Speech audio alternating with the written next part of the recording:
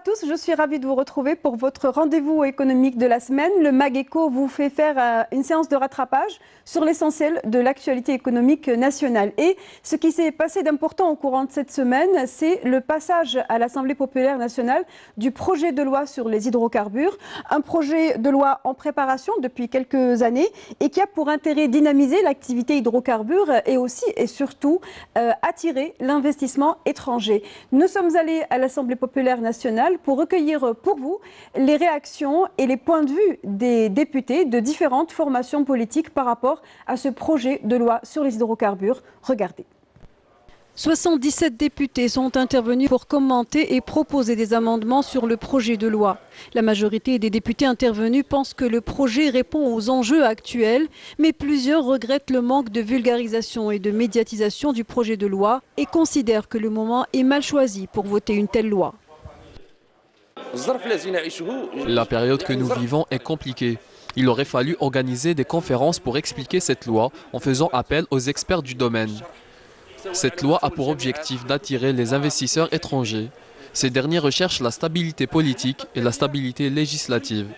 Au jour d'aujourd'hui, nous n'avons pas encore atteint la stabilité politique.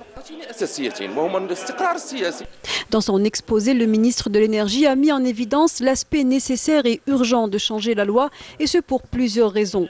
Alors que l'Algérie s'apprête à renégocier ses contrats gaziers et pérenniser son offre sur le moyen et le long terme, 60% seulement des réserves découvertes ont été extraites du sous-sol. Pour augmenter sa production, la Sonatrach doit investir et elle est de moins en moins en mesure de le faire seule. Chaque année, la compagnie dépense 1,67 milliard de dollars en investissement. Oui, la loi elle est nécessaire parce que la loi de 2006 ou bien de 2013 qui a donné beaucoup d'avantages aux entreprises étrangères, malheureusement, sur 80 appels d'offres, 5 appels d'offres qui se sont passés. Donc cette loi elle est nécessaire, mais on veut que cette loi elle sera débattue par les experts, par les gens du métier, dans une stabilité totale. Pour intéresser l'investissement des pétroliers, la loi apporte également plus de flexibilité dans les contrats de concession, lève certaines contraintes administratives et allège la fiscalité pétrolière. Tout le monde, tous les experts, il n'y en a pas un qui dit que ce projet ne protège pas la souveraineté nationale ou c'est de la concurrence, c'est le munafasa. Je vous dis, c'est une guerre mondiale. Il faut faire vite. Parce que sinon, si on ne vote pas ça aujourd'hui, je ne sais pas, c'est le Nouab qui décide, si on ne vote pas ici, il faut attendre un an. Il faut attendre la prochaine fois. Et ce n'est pas sûr qu'on vote ce projet. Dans leurs interventions, les députés ont notamment appelé à la création d'un Conseil national de l'énergie. Le projet de loi sur les hydrocarbures devrait être voté le 14 novembre prochain, c'est-à-dire jeudi prochain. Les députés qui se sont plaints de ne pas avoir suffisamment de temps pour lire le projet de loi, en tout cas le jour de la plénière, ont également parlé d'un manque de vulgarisation autour de ce projet de loi qui reste cependant complexe puisqu'il concerne un secteur d'abord névralgique mais assez compliqué à comprendre. Nous sommes allés chercher pour vous des interviews qui ont été réalisées dans le cadre d'une émission diffusée sur Canal Algérie, spécialement dédiée au projet de loi sur les hydrocarbures.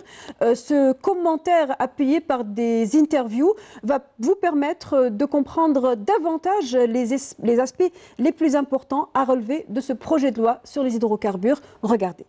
Le projet de loi sur les hydrocarbures ne change rien au niveau de l'actionnariat.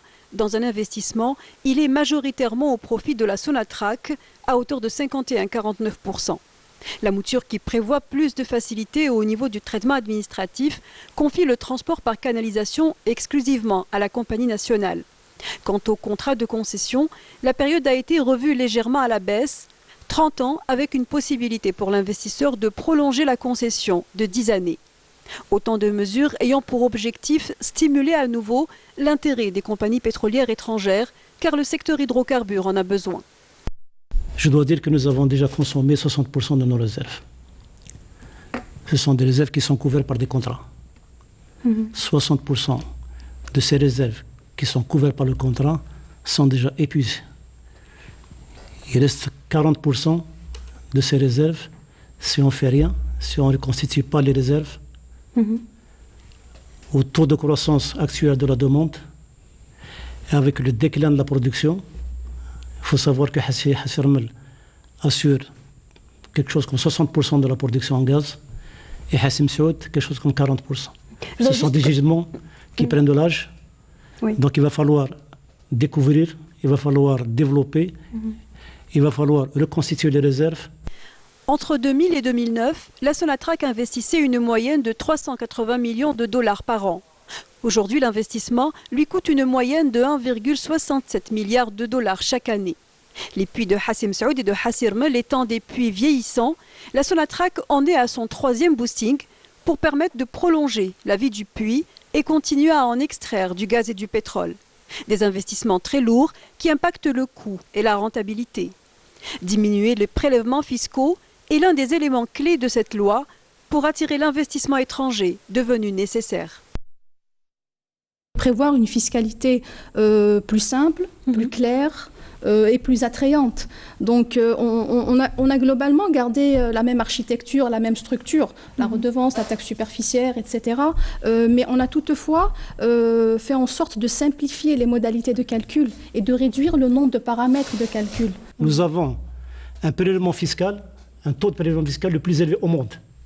C'est 85% du revenu qui sont versés et il reste à peu près 15% à Sonatrach et à ses partenaires pour rembourser ses coûts pour avoir une rémunération. Alors vous imaginez un petit peu les gisements qu'on découvre et qu'on n'arrive pas à développer à cause de la non-attractivité de cette loi. La fiscalité est d'autant importante que l'agence Al-Naft s'est vue renforcer ses missions dans le cadre de ce projet de loi. L'Algérie, à travers cette mesure, n'est pas la seule à le faire. Plusieurs pays producteurs de pétrole ont revu leur régime fiscal car les prix du brut ont baissé depuis 2014.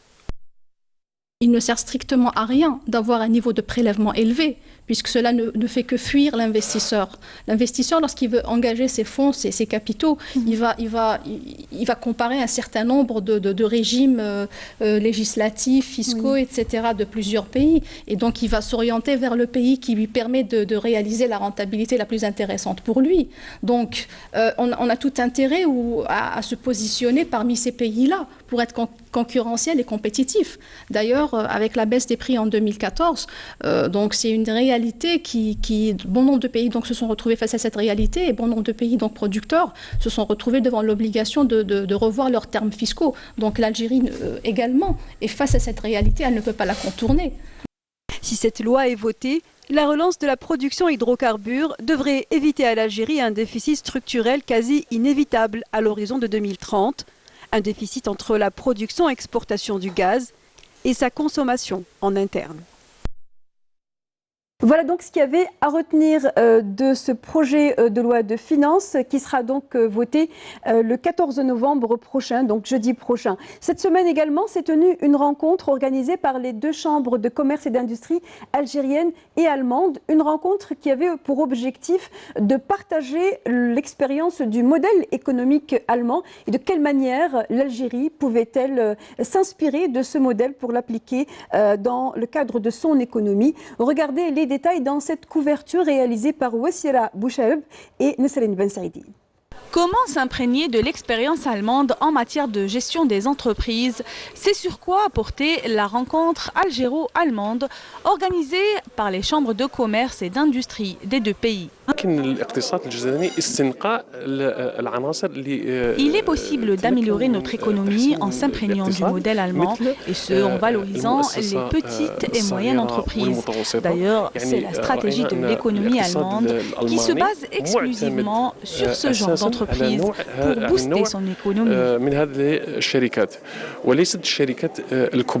Première puissance économique européenne et 5e puissance mondiale, l'Allemagne a réussi à construire une économie forte et solide, misant sur la formation de l'élément humain.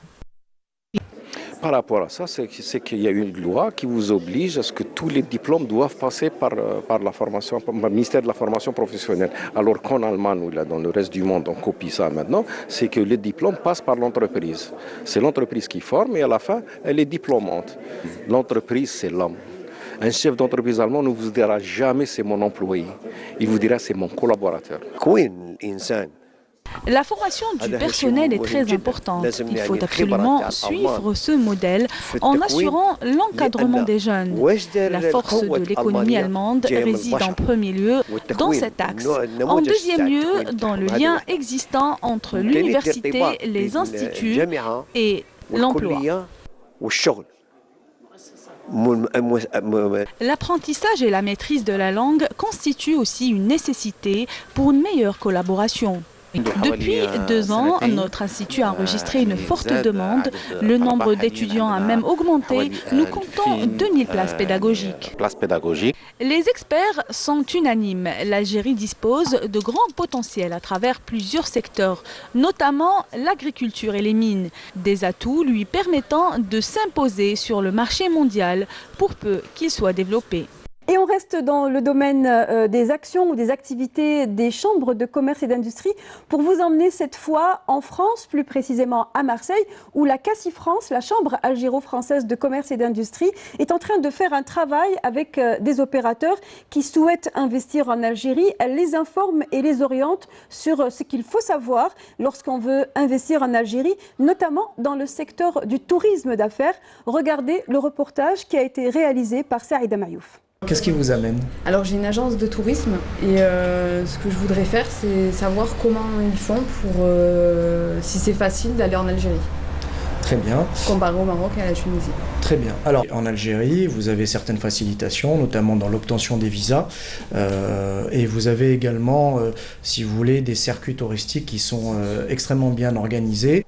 Le tourisme d'affaires, c'est son affaire. Nazim Sini, cet économiste diplômé en commerce de l'université algérienne et représentant de la Chambre algérienne de commerce et d'industrie, la CACI à Marseille, se lance un objectif majeur, attirer les investisseurs vers son pays natal. Il faut que ça soit différent. Les gens ils vont en Tunisie, au Maroc et l'Algérie c'est un très beau pays. Donc je pense qu'il y a une richesse et des choses à avoir en Algérie. J'ai des personnes en fait qui souhaitent ouvrir leur entreprise en Algérie.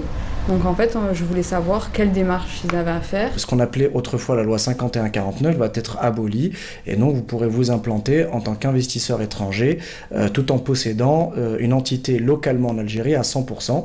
Donc c'est une vraie démarche qui va dans le sens de l'amélioration du climat des affaires.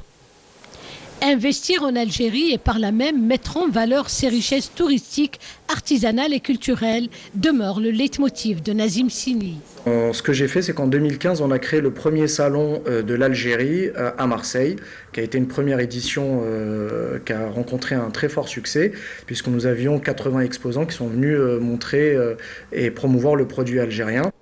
Être loin de l'Algérie ne signifie aucunement se détourner de ses grandioses ambitions et ses aspirations, bien au contraire. Moi j'estime qu'il faut aller vers une élection. Pour la simple et bonne raison, c'est que nous sommes dans une situation de blocage institutionnel qui cause du tort au pays et dont les effets économiques vont commencer à se faire sentir. Bien évidemment, il y a eu un mouvement formidable du peuple algérien depuis le 22 février qui a bouleversé la destinée de l'Algérie durablement. Donc ce qui a été accompli par le peuple, ça, il est acquis. Il sera acquis et personne ne pourra le changer. Par contre, je pense qu'il faut qu'on sorte par le haut et je pense que cette sortie-là, de cette crise, peut se faire par une élection, par le suffrage universel. Promouvoir la destination Algérie, inciter les investisseurs étrangers à conclure des partenariats fructueux avec leurs homologues algériens est un créneau porteur qui augure de grandes perspectives pour l'avenir. Voilà ce qu'il y avait à relever en termes d'actualité cette semaine économique. Et on ne termine pas le magazine avant de vous livrer les cotations de change qu'il y a eu au courant de cette semaine sur le marché officiel, bien évidemment, à commencer par l'euro. Il s'est acheté à 131 dinars,32 et s'est vendu à 139,34 dinars sur le marché officiel. Le dollar, quant à lui, s'est vendu à 124,83 dinars et s'est acheté à 117,86 67,65 dinars.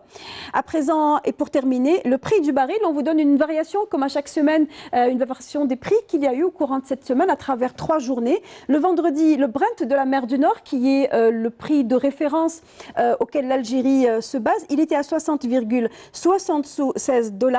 Le lundi, il s'est apprécié légèrement à hauteur de quelques cents pour atteindre 61,94 $.